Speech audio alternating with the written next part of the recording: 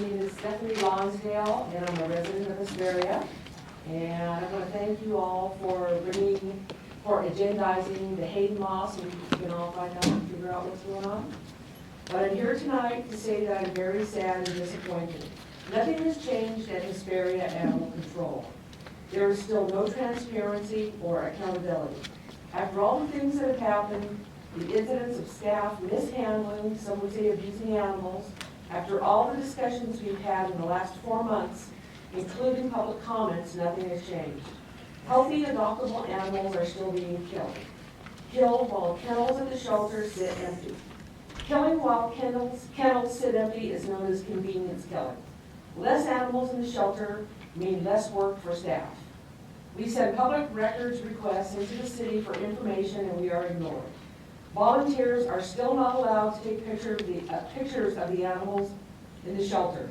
Dogs are still being mislabeled as aggressive because there is still no one there with the ability to diagnose and interpret their behavior properly. Dogs that rescue has requested to save were killed. I have sat in the lobby of the shelter on more than one occasion for over 10 minutes waiting for someone to come to the front desk and buzz the door open to the kennel so I can go in and browse.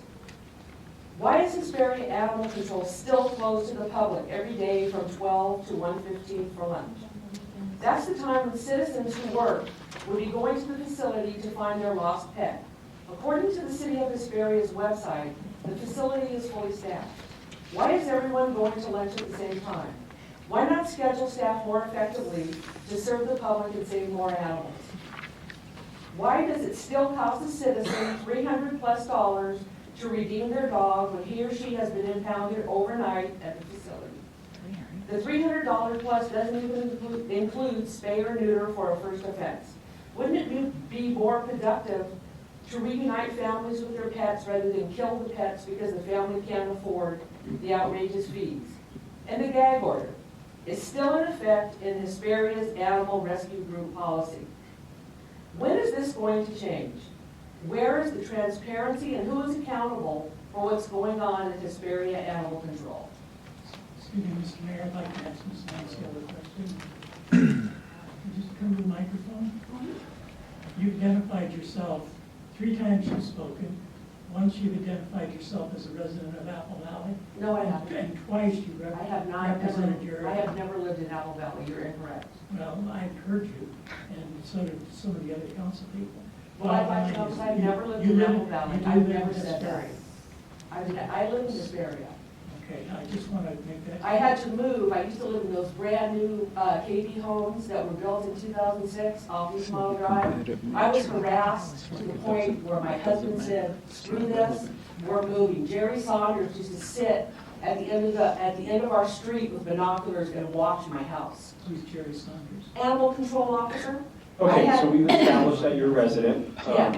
And I had to move, and so now... And so let's go ahead and move on, Ms. Lonsdale. We appreciate your public comment, and have you gotten your answer? I never said I lived in Apple Valley. That's incorrect. Okay. So next up we have Kenny Whittington, and after Whittington we'll have Jackie Chavez. Good evening. I stand before you once again to question the Animal Rescue Group policy, the same policy that impedes the ability of rescue groups to work one another to save an animal. For one thing, I've talked about it before, a German Shepherd rescue can't go and save a Chihuahua, a beagle, or what have you. That same policy that forbids the taking of photos without approval of shelter supervisor, the same policy that will revoke rescue's privileges if they or anyone they network with portrays a bad public image of Hesperia Animal Control. And the funny thing about that, which you already all know, is that your own animal control staff have projected the worst possible image of the city of Hesperia with the dragging of the dog incident coupled with the bloody photo that later resurfaced, or surfaced, I should say. It does not appear that much headway has been made in regards to revising the Animal Rescue Group policy. I did attend and raise that issue at the advisory committee meeting Scott Priester stood in that meeting and said animal control should be able to disengage with a rescue group if anyone they network with portrays a bad public image. My rebuttal to that was, would you allow fire department or the police department to disengage because anyone spoke ill of them? I think not. Something else came to light at that meeting, and that should be troubling, but yet Scott Priester and Suzanne Edson seemed to think it was just fine, and that was the issue of animal control dragging the fence to rouse the dog or dogs and looking over a fence supposedly for the purpose of licensing. One would wonder or question at what point does that become harassment, intimidation, whatever. I've never heard of California Highway Patrol, for instance, or any other law enforcement coming into one's driveway to see if their vehicle tags were current. And I say that in regards to the issue of the dragging the fence. In my opinion, some of the provisions in the animal rescue group policy and the tactics of animal control project a totalitarian stance by the city of Hesperia Animal Control, and that, I would say, portrays a bad public image. Thank you. Thank you. Next we'll have Jackie Chavez, and after Jackie will have Ms. Belinda Joyce.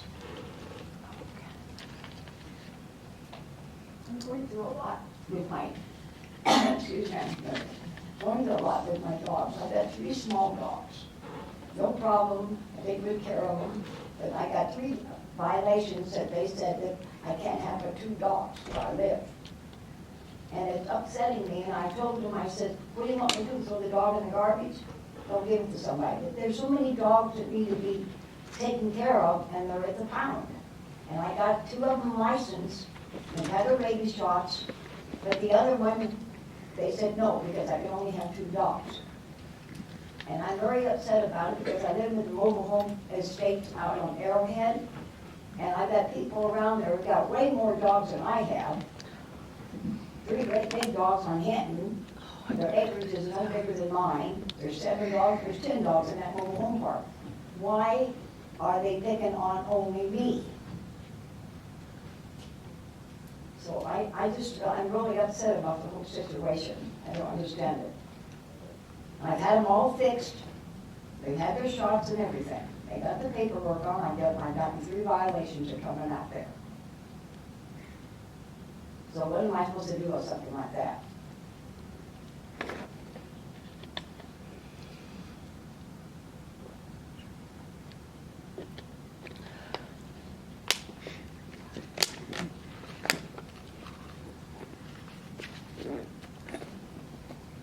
But I need help to find out what's happening.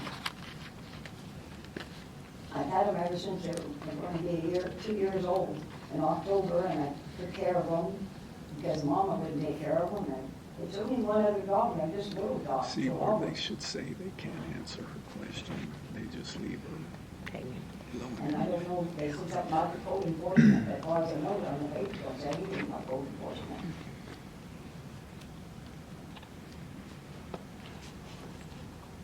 Nobody can say anything? They As can't I answer your mentioned question. previously, this is not an engagement process for the most part. I had, allowed an exception to the rule because it was a request for a residency verification here. Oh, I thought you. Oh, this is not an engagement process. You can make your comments to us, and then we will look at it. Oh, okay. Okay? Thank you. Thank you, Mr. All right. Up next, we have Ms. Belinda Joyce, and after Ms. Joyce, we have Maria Rivera. Are they allowed to ask me where I'm from? I know. And from listening to Stephanie and others, and Ken and Jackie, things really haven't changed. And in defense of Stephanie, I was here on the May 19th meeting, and there was a lady who did speak here, Mr. Wood, and I remember a woman that did speak about the same issue, and she did say she was from Apple Valley, so you may have had those two confused. And as you know, the City Council Procedure Manual states that we're not required to speak here, but council members should know that our attendance is enough proof that we want the city to act on what's going on. And it sounds like there hasn't been much action, but I don't know that either. So that's what I'm doing. I'm just looking for some answers to find out what's gone on so far. What have you found after the investigation, all the things that Mayor Pro Tem Holland has requested? I don't know if you can tell us some of that after our public comments. And what's going on with that criminal investigation. Just like to know some of that information. With that in mind, I wanted to switch gears though and address how some city council members on May 19th attempted to publicly shame a chamber full of concerned citizens. And it shook me up to the core. I wanted to do emails that are right, but I thought I would rather say it here so that everybody heard it, because online and people that I talk to and everything, I have comments anywhere from, and things I wrote down when I talked to people about, you know, we were insulted, belittled, talked to like we were dumb, said, you know, insinuating that your 13-year-old daughter is smarter than us when it comes to the internet. That was kind of, you know, inappropriate. And according to this very city council public procedure manual regarding public comments, the members of the city council are discouraged from engaging in debate with members from the public at council meetings, since it seldom resolves concerns and many times inflames feelings at a public meeting. And I'm reading actually from there. And then on page 15, when it says the conduct, your responsibilities or rules for conduct with the public is you're supposed to make the public feel welcome, be impartial, respectful, without prejudice. But today I see already Mr. Blewett has been hostile to one of a concerned citizen. And I was hoping that today, since I'm running out of time, I won't be able to say everything, but don't do that yet. It was very hurtful to me because I'm an emotional person. So I was very offended and I thought I was in the wrong until I talked to Rachel Molina and found out it was not an internet hoax. I was right. The city of Hesperia did confirm that, you know, all of that was legitimate, which happened at the animal shelter. So I thank you. Thank you, Mr. Joyce. We have Maria Rivera, and after Ms. Rivera, we'll have Kim Jones.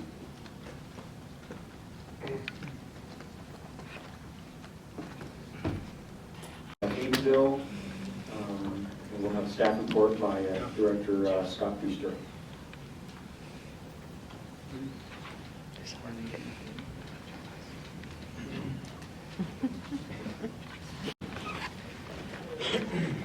Yes, thank you, Mr. Mayor. Members of the council, this agenda item was requested by the city council as a result of some recent discussions on animal control issues and commentary made regarding the Hayden Bill, commonly known as the Hayden Bill, which are animal regulations which were included in state law back in 1999. And what staff is providing you this evening with is a staff report outlining the baker's dozen of items that the Hayden Bill actually accomplished. This was a bill that was proposed by Senator Tom Hayden back in the 1998 legislative session.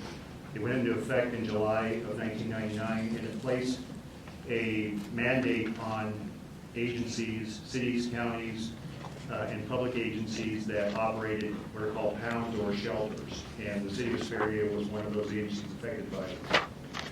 That included with that, or those measures were the costs associated with that, and that's what, in staff's view, pretty much led to the suspension of the Hayden Bill at this time.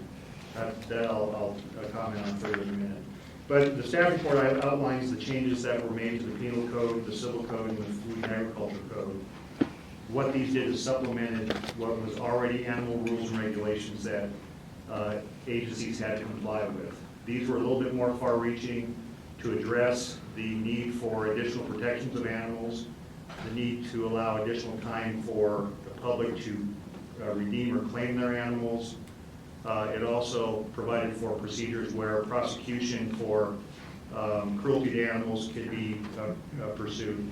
And staff provided you with that 13-page bill for your perusal. And staff wasn't going to read it to you unless you'd like to. Anyway, One of the biggest points that the Hayden bill has always been talked about is the holding period for animals. And prior to the Hayden bill being in effect, the holding period for an animal was 3 days. So once the date was collected, that animal had 3 days, otherwise the pound or shelter had the ability to dispose of it. So that increased it by 1 additional day to 4 days, and that's the current time frame that the city uses, even though the Hayden bill has been suspended at this time. The other thing that it also did, which the city still exercises, has to do with the availability of the shelter for the public and by working hours.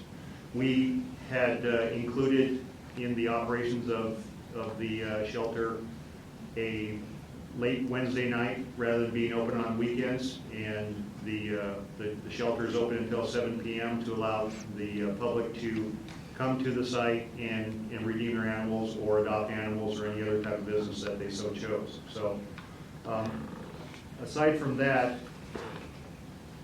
the reason why the Hayden bill was suspended by the state legislature, and this occurred back in 2004 as a result of challenges by cities and counties over an unfunded mandate. The costs of implementing this by some larger agencies amounted to the millions of dollars. And so because of that, the state legislature suspended the Hayden bill's implementation.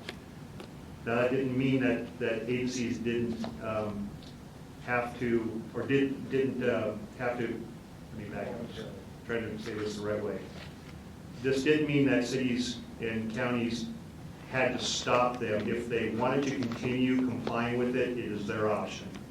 The point being is that they were not going to be reimbursed by the state for the costs associated with complying with all of these requirements. And as I note, the city still implements most of these items, unless the council would like to get that information. I'm not going to discuss it at this point in time. But I will say that this is still suspended at this point, and it is evaluated and can be evaluated by the state legislature. And if they wish to provide it to be, again, a mandate and forego the suspension, then all they have to do is add additional funds in the budget to pay cities and counties for the cost of implementing. So this was a receive and file item. Unless the council has any questions of staff, that's all we have at this time.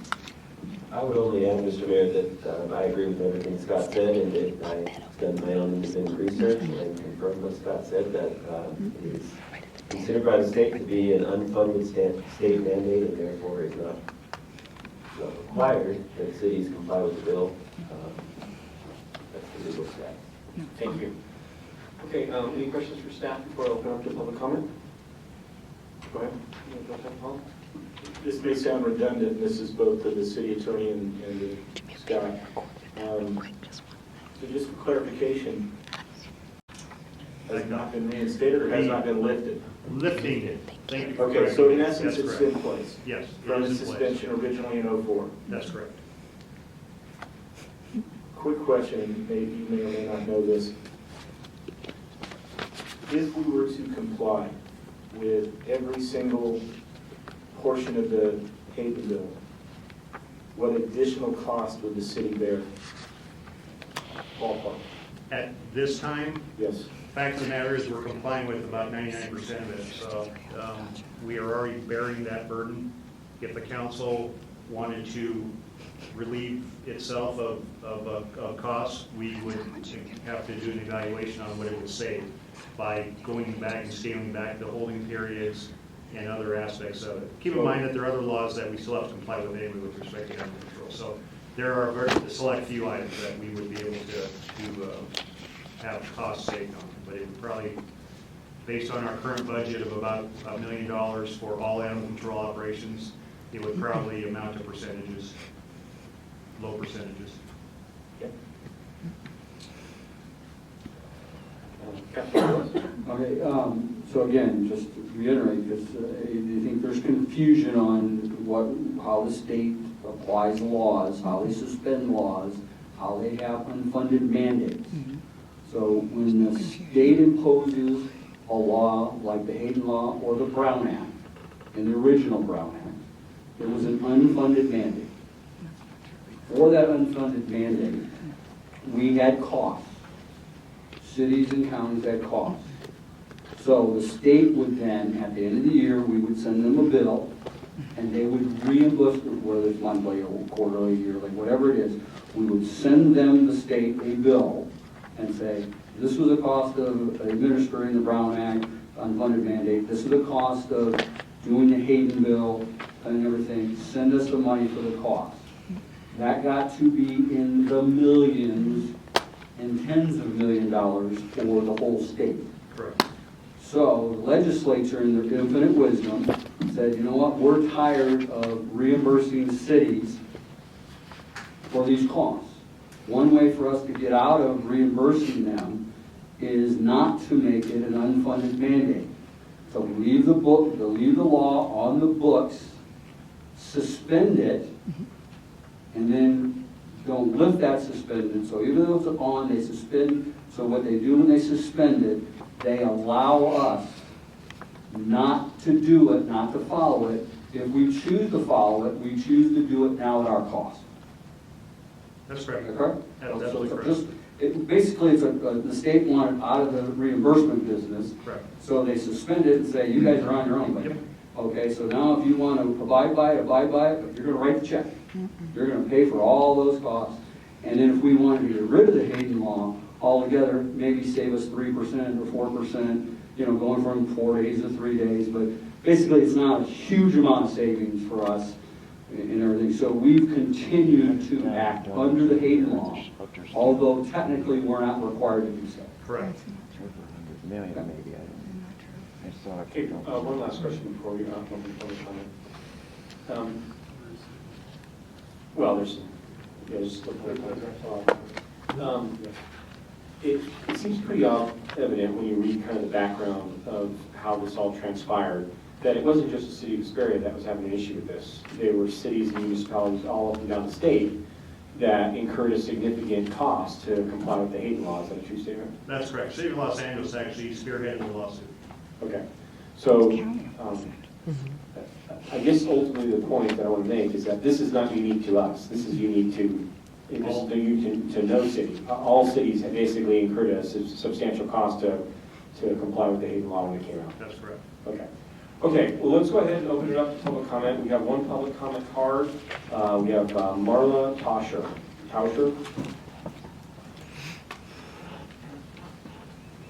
Good evening, Mayor, Council. My name is Marla Tauscher. I'm an attorney. I practice in the area of animal shelter law and animal control law.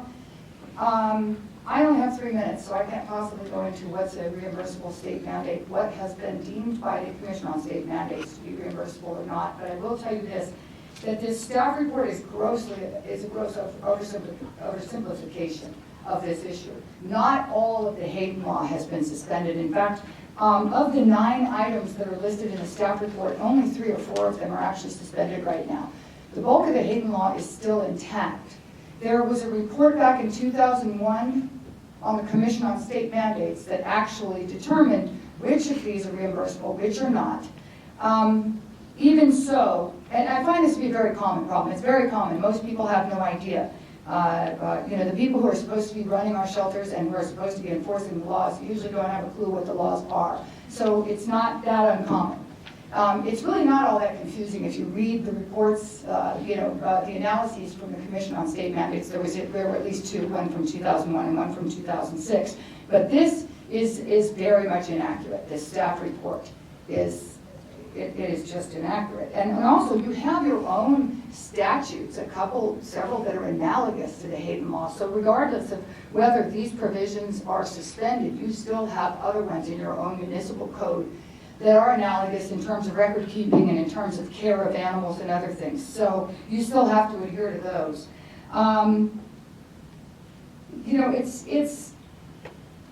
I've seen some disturbing things recently on social media, and I understand, these are things that happened in the past and whatnot.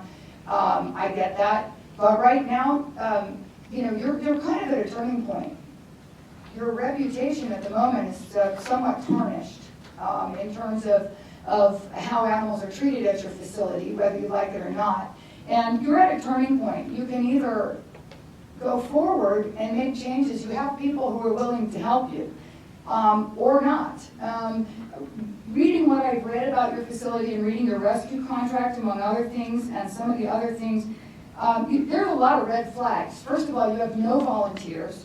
You have a sort of a gag order imposed on your rescues. In other words, they're not allowed to say anything that might portray the facility in a negative light, which, by the way, violates the First Amendment. Government agencies cannot do that. That will probably lead to a lawsuit. That's one to be very careful with, and it is being tested. There's a case in Maryland quite recently in the federal court that did say that that is not okay. But the bigger issue is, where is the transparency and accountability? This is a huge issue. People really care. This is something that crosses all party lines. This isn't conservative or liberal or anything else. You'll get people wound up on both sides of the aisle about this. And, you're going to get people real angry. And, people have made requests for public records. They've been denied.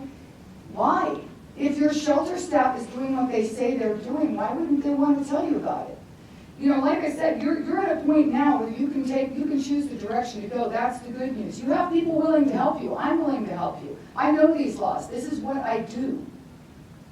You can either avail yourself to the help or you can bury your heads in the sand and pretend it's not happening, but I will guarantee you this will not go away. It doesn't go away. These are things that are really starting to take root. Wrap it up, I'm sorry. People are paying attention, and it's only going to get more attention from here on out. So if you want good attention, change what you're doing. It's not that hard to do. You can either be known as a humane community or one that treats your animals brutally. It's entirely up to Thank you. you. I appreciate Thank it. you. Next comment from Kim Jones.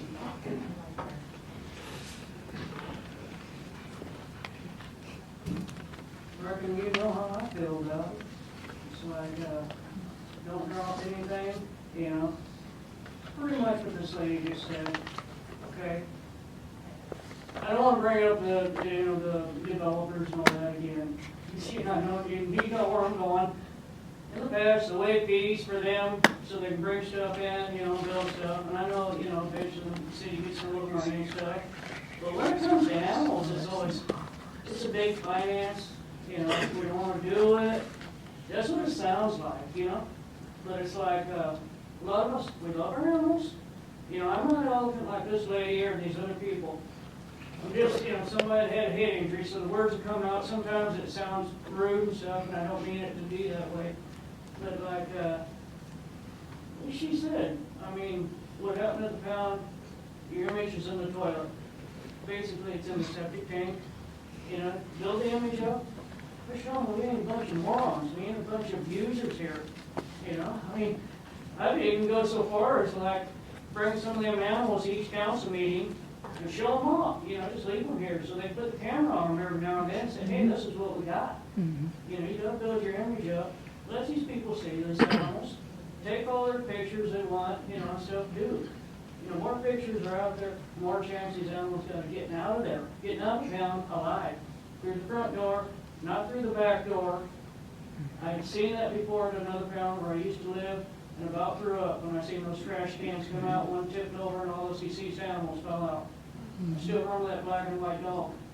It is still burned in my mind. I don't like to see animals get killed. Thank you for your time. Thank you, Kim. Okay, seeing no further public comment, I'll close the public comment period, and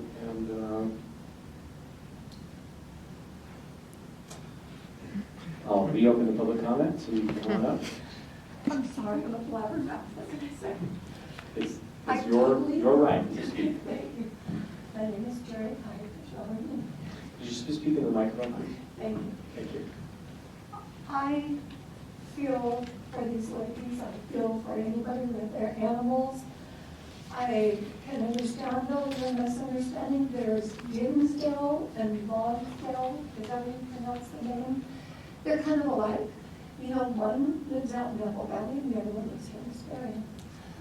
We don't always get the answers that we want here in Hesperia. And this isn't against anybody, but I had made calls. I had asked Councilman Blewett to call animal control to find out exactly their definition of an emu. We're getting back to that.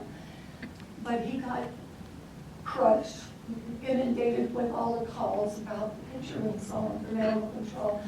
I called Riverside, that's where, oh, what is this? Honeymoons. I don't know, I called because I couldn't find it here. I called where we had moved from, Riverside, and then I also called the city of San Bernardino.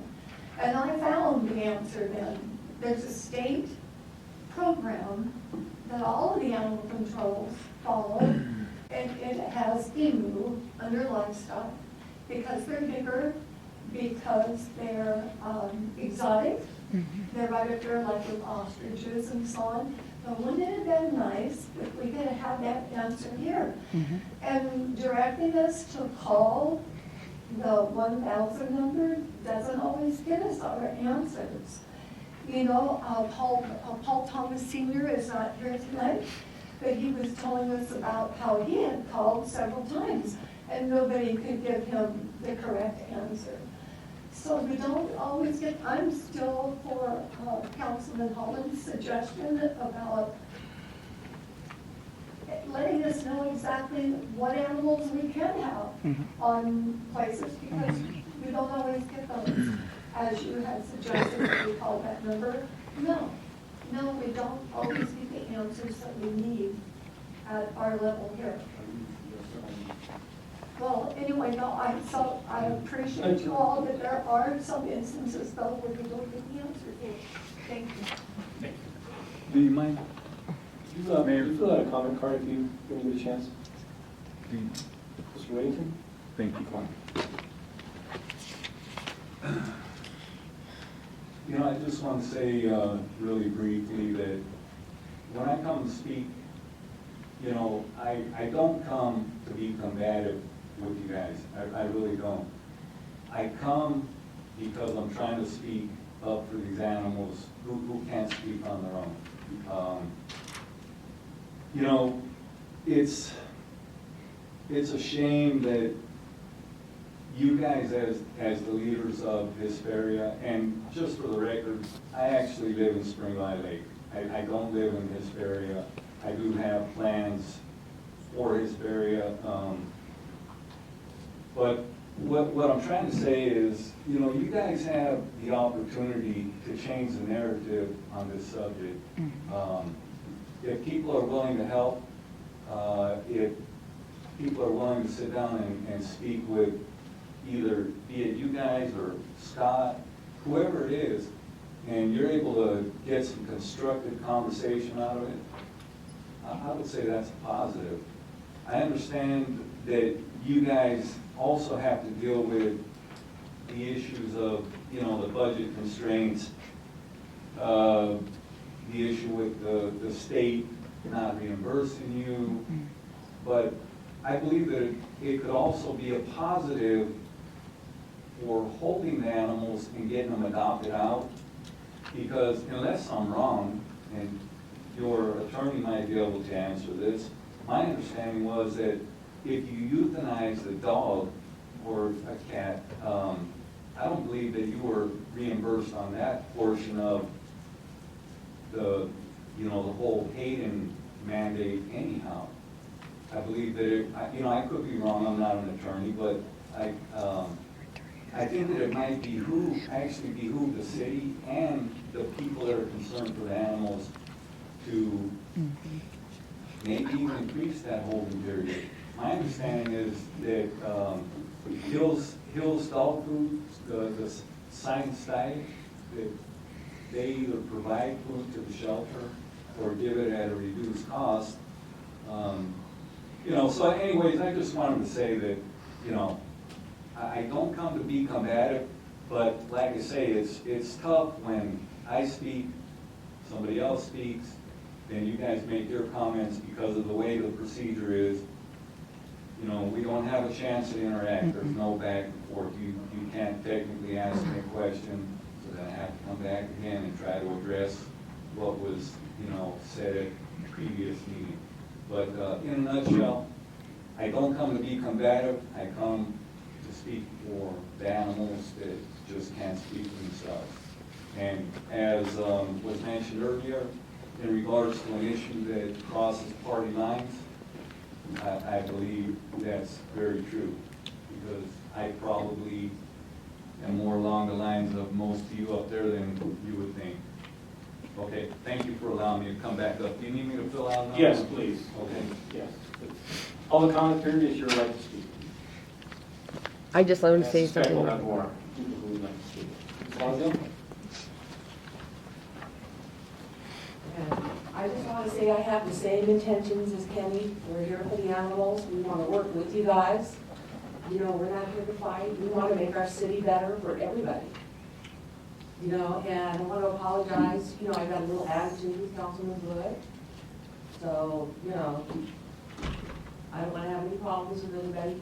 We don't want any problems with you. We just want to work to make the shelter better. And as someone who's dealt with the shelter since 2009, in and out, with a 501c3, without being a 501c3, pulling animals from there.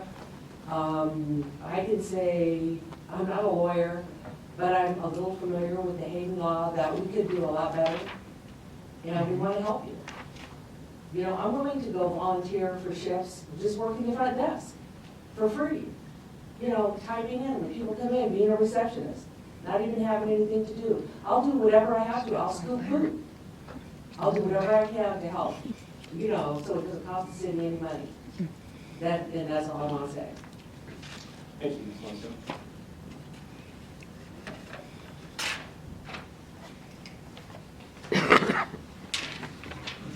Ms. Joyce, did you want to speak on this subject? Yeah, so did she earlier. No, on this particular item. Oh, no. Okay. No, it was about the street. Right, okay. Okay. I think you would like to speak? Yeah, for sure. Please, come on. All this talk, I had an idea. Yeah. Lean back and stand up and down. Yeah, after somebody here, Belinda Joyce, I'm from Hesperia, fill my card. When they talked about that, the thing coming out, like, I don't know, I can't remember the name, but like citizen patrol kind of volunteer program, that's kind of a community program. When you were talking about, this was earlier, before public comments, that, I think Rachel Molina said that was coming up. And when we started talking about all this and some of the comments, I realized we can do something like that for the animal shelter. We could do that, some kind of a community public kind of service, and rally the whole community. You'll have so many volunteers, you won't know what to do with them. And, that you sign up volunteers to do something certain, you'll give them a lot of education. They could go talk in schools and help, because there's a lot of abuse out there too. Not just what's going on there at the shelter, but there's all kinds of other things that are going on there. They're just, it's just pathetic what happens. But if you do this, make it like a community project, you could write all this down, because I think it's a good idea, okay? You will have people who want to donate here. You could even say, this is a donation drive. A lot of us would rather give our money locally to rescues and things like that than to be giving it to the ASPCA, which is going to go nationally. It isn't going to do anything here where we live. It would be a very good project to start. In fact, when I adopted one of my dogs from San Bernardino shelter, and because I got a thing on him, and also that same week I got one from the Hesperia shelter, then I got him, but he was a stray. And I got him there, and when I saw it on the Pet Harbor thing, it said that he was available only after 7 days. All this time, until this happened with the Hesperia shelter, I always thought the law was they had to hold him for 7 days. Because they said I had to wait 7 days to get Floyd. Well, I knew Floyd. But, and he was a stray, nobody wanted a gorgeous black German Shepherd.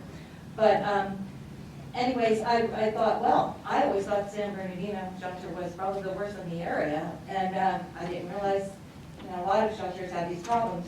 But I think if you start doing a lot of stuff like this, that make the community involved, like you do with a lot of other things, then you can put that on the list of great things about the high desert. You can make it instead of a shelter with a bad negative reputation. It could be the shining shelter on the top of the hill, or however they say, downhill, uphill. This could be the shining shelter up the hill. And we're willing to help you. I'll go groom them, do whatever I can now. I'm able to do a lot of things since my surgery, so I would be, and I'm sure everybody else that complains would be. If they don't, well, you know, maybe they have a reason. Okay, thanks. This poor lady's been up and down. Good exercise. I got it. She was standing up and down, but she didn't have her hand, so I wasn't sure if it was just something she couldn't sit down for a while, so. Are you No, Judith I Bird? needed the exercise. Are you Judith Bird? Yes. Fine. I just would like to comment on the availability of going to the shelters. When I realized that they're closed during the lunch hours, that's really sad for the animals. You're talking about lives, and you're talking about families, and you're talking about children. And many of the families that live up here commute to and from San Bernardino. So obviously, they can't get in, but the people in Hesperia could get in during the lunch hours. But maybe you could look at having a weekend day open. Most people work Monday through Friday. And when a child's pet goes missing on Monday or Tuesday, and they can only keep them 3 or 4 days, they're gonna murder that little pet, and it's gonna really wreck the children's minds. I don't think they're giving the life a long enough time to be reclaimed. And I think a lot of animals are being destroyed without good cause. There needs to be a little bit more consideration for this. Thank you. Scott, if an animal comes into our shelter that has a tag or is chipped, we can identify the owner. Do you euthanize the animal without contacting the owner? No, we're mandated by law to actually try to make contact with them. That's one of our. That's an important thing that I think many people forget.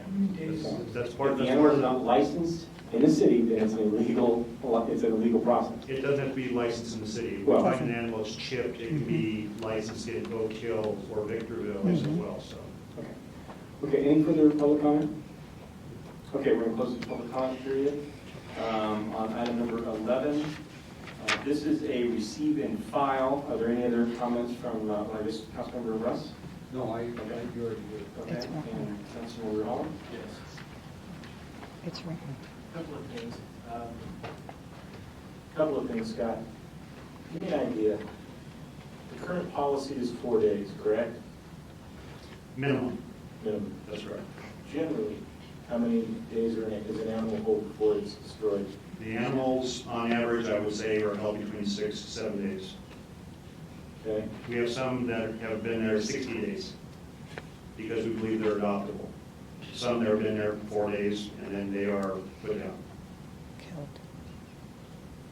Theoretically, if you automatically doubled the amount of time that an animal was kept, does that necessarily double the amount of money spent? No, it would increase the size of the facility by about 75% though. No, it wouldn't. Okay?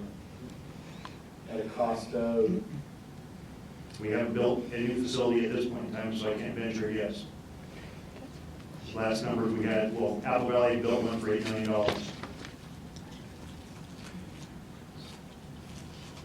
what would be the cost of Kim's suggestion? I don't know the exact number of shelter workers. How many do we have total? How many are budgeted versus how many do we have at this point in time? Because I would like to address a couple of comments that have been made here about accessibility, and council's aware of this. Because of the recent issues, our staffing levels in the shelter are 50% of what they are currently budgeted for. So in order to operate and keep the doors open, period, we have to close for lunch. Simple as that. Because my staff cannot operate that facility based on the current workload. We are in the middle of trying to recruit for some temporary staffing to assist while we're dealing with these other issues. Volunteers. We had, and also to comment on that, to Comment on what? there was, I'm sorry, I heard a member of the public make a comment. with all due respect to some of the comments about the fact that we have no volunteers, that's absolutely false, patently. The city has a volunteer program, and we do have volunteers that volunteer their time at the facility, whether it's an hour a week versus every single day, several hours, just to walk dogs, things like that. Those comments have been made at other committee meetings, city council advisory. The door is open to make application to human resources to fill out a volunteer form. And the number of volunteers has not changed since that discussion earlier this year. In essence, you haven't received any additional. None.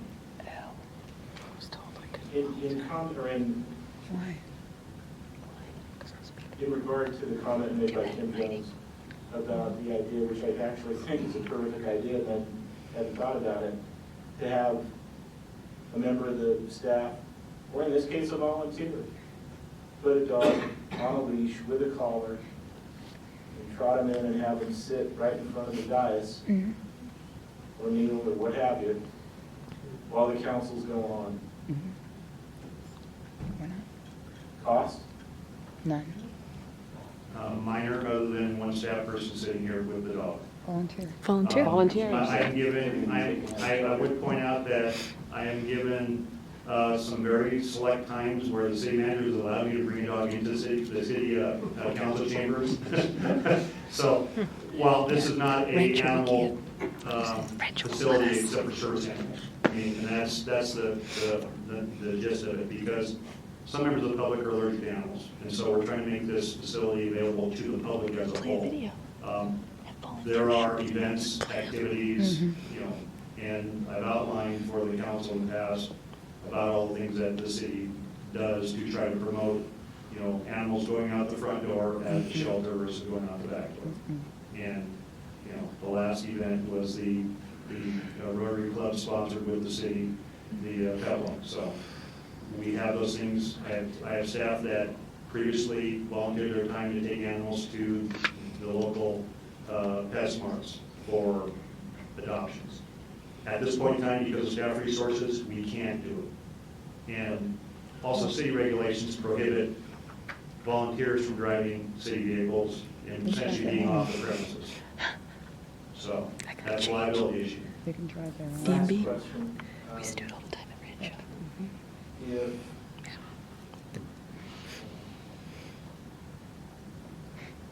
I'll defer for now. Okay with that. Councilman Maloney? Question about, I believe they're 501c3s, nonprofits. Nonprofit organizations. I know this gentleman has, I believe, the German Shepherd. Have we had issues in the past with people that are not 501c3s working under other license or permits, whatsoever required in our shelter? Working in our shelter, Well, or somewhere is we have animal owners that are not responsible, and it's hard on the city to be able to keep up with all this. I mean, I have people down the street from me that are not responsible animal owners. They let them out, they let them run, and they don't care. So the city has to go pick them up, and those same people will not go in and pay for a license or the shots or to have them neutered. So it puts the city in a spot where there's nothing we can do. And that's it. That's too easy. Follow-up question? Yeah. If you could, Scott, briefly, or not briefly, discuss probably the job that's least spoken about and probably most reliable. How difficult is it for you to hire people that perform the act of actually putting the animal down? How difficult is it to employ those folks, to maintain or keep those folks employed? Who cares? And what's their morale like? It's a red herring. So that's a multifaceted question. As far as recruitment for the position, at this time in our shelter, we have animal control technicians as well as field officer staff that both conduct euthanization of animals in the shelter. Recruiting for these positions isn't really that difficult once you recruit for them, because we set in standards what minimum requirements there are for that. Once they're on board, then the aspect of the fact that euthanasia at a public shelter is a way of life, because no-kill shelter is a falsehood. Animals are euthanized, period, the end. The issue is allowing staff to have enough staff to rotate that duty and responsibility that has to happen on a weekly basis. And through that, the staff go through continuous training. They attend conferences on compassion, and essentially talk with other animal agencies and staff about that. As I've said to this council and other committee members, to do that job, you have to love animals, because they understand the fact that putting an animal down may be actually more humane than keeping it in that shelter for an unlimited time period when the animal is actually going to be further harmed. But that's also better than it being left out in the street where it can cause harm or be killed by an automobile or other things. So that's the balance that this council has to deal with in terms of the budget.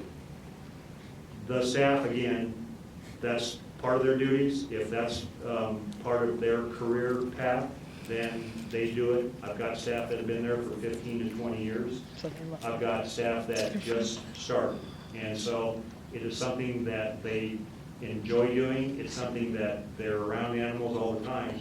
And so they have to try to keep themselves up with the morale.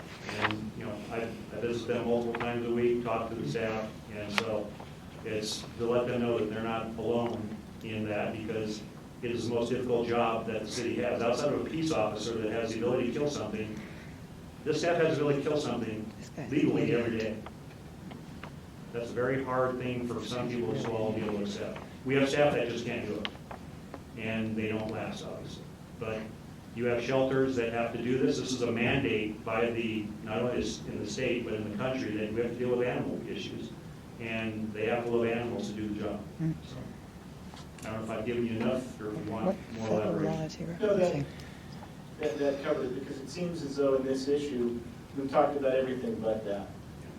And I can't envision a more difficult job. And I've been a police officer. I didn't want to get into one lawyer said and another lawyer said, but we have counsel.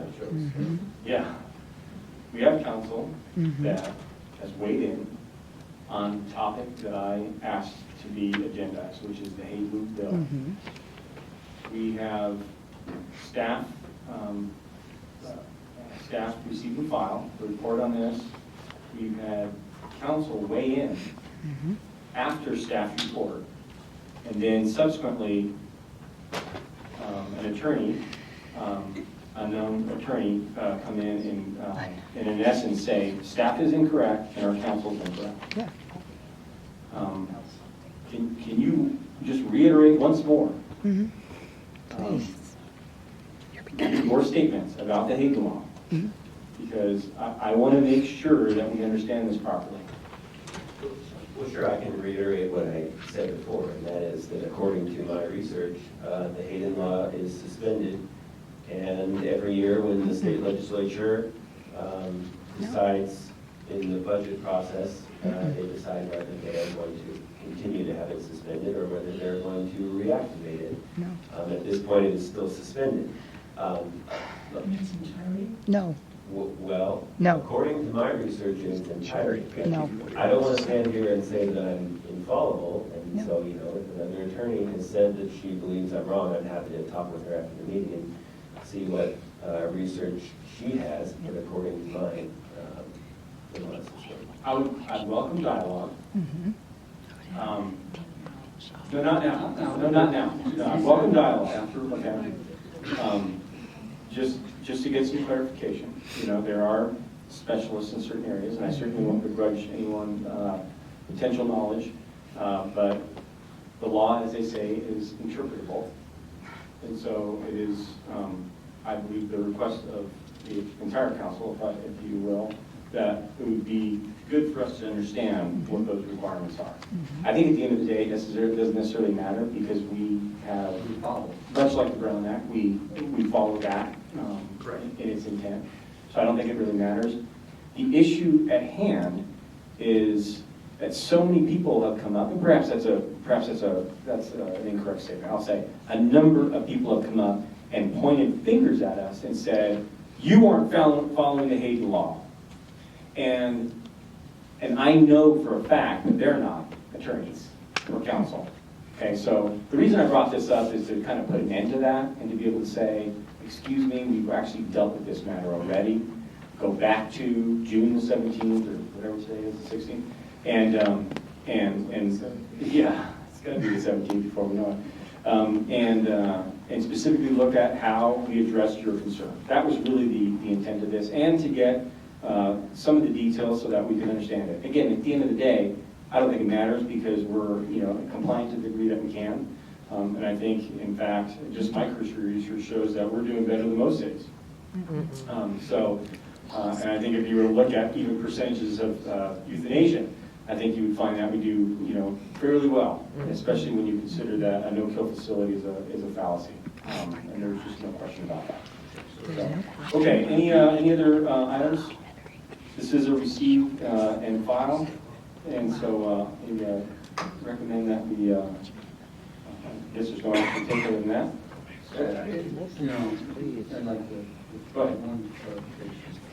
A 0% no-kill facility doesn't exist.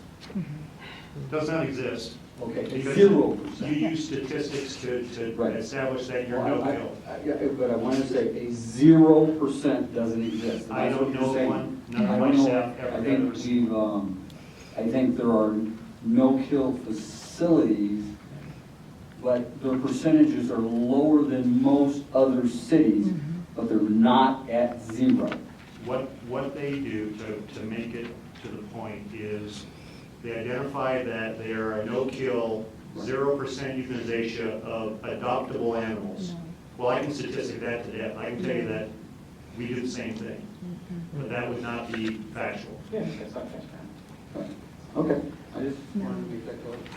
Okay, this is just receiving files, so yeah, it's been received and filed. Thank you for the staff report and for comments from council and from the public. Let's move on to item 12, the fiscal year 2015-2016